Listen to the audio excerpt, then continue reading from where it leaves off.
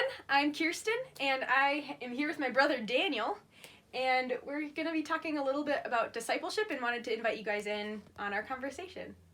And so, Daniel, I have a couple questions for you about discipleship. My first question is, why is discipleship important? So, discipleship was like Jesus's big plan. Like, that was his plan to reach the entire world. And when he was getting ready to ascend back to heaven, what he told his disciples was not like go into all the world and start all these programs or do all these outreach events or whatever. He said go into the world and make disciples of every nation. And and so that was kind of his plan. The reason it's important for us is because that's sort of anybody who follows Jesus, that is the same call. He's given us that same call. And it's Jesus's, it's kind of Jesus's plan to reach the entire world with the gospel. Right. Cool. So, what does it mean for us to be a disciple? What does it mean to be a disciple? Yeah, so Jesus, he calls his disciples to go make disciples. And so before you can make disciples of Jesus, you have to be a disciple of Jesus. And basically the word disciple just means like a follower or a learner. Right. And so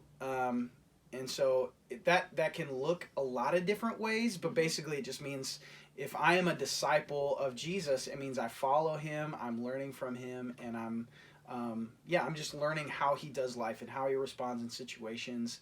And it's the kind of thing where it impacts all of life. So I'm not just learning about the general teachings of Jesus. I'm also learning about how does Jesus, how would Jesus deal with my finances? How would Jesus deal with these relationships? And so it's like learning all of life, learning the rhythms of life from Jesus and following him in that. So that's something that we have to do first before we would be able to bring anybody else in on that. Right. Yeah. Totally. Awesome. My last question is, so we're called to make disciples, but how do we do that? There's a lot of different ways to do it. And, one thing that maybe you've heard before is like they say that more is caught than taught. So discipleship isn't necessarily about like teaching people, although that can be part of it as far as like sitting people down and giving them a lecture or something. I think what discipleship primarily looks like in the way that Jesus did it is he spent a lot of time with these 12 guys, and they went all over the place, and sometimes he was teaching, sometimes they were just hanging out, they would go fishing, they would go do ministry together, and they were just having a lot of experiences, and then Jesus was modeling for them what it looked like, just what his life looked like. And so for us to make disciples, how we do that is primarily by modeling the kind of life that Jesus would live. If Jesus lived my life, this is what it would look like. Mm-hmm.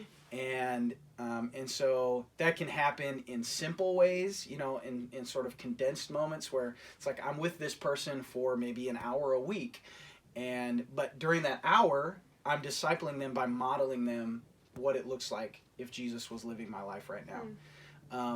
Or obviously a much more intense form of discipleship is like what we experience within families, because we spend a lot more time together. Mm-hmm. And so especially with parents and kids are so just naturally picking up the way that their parents do things. As you grow up, you realize that I just kind of automatically tend to do things that my parents did in the way they modeled it for me.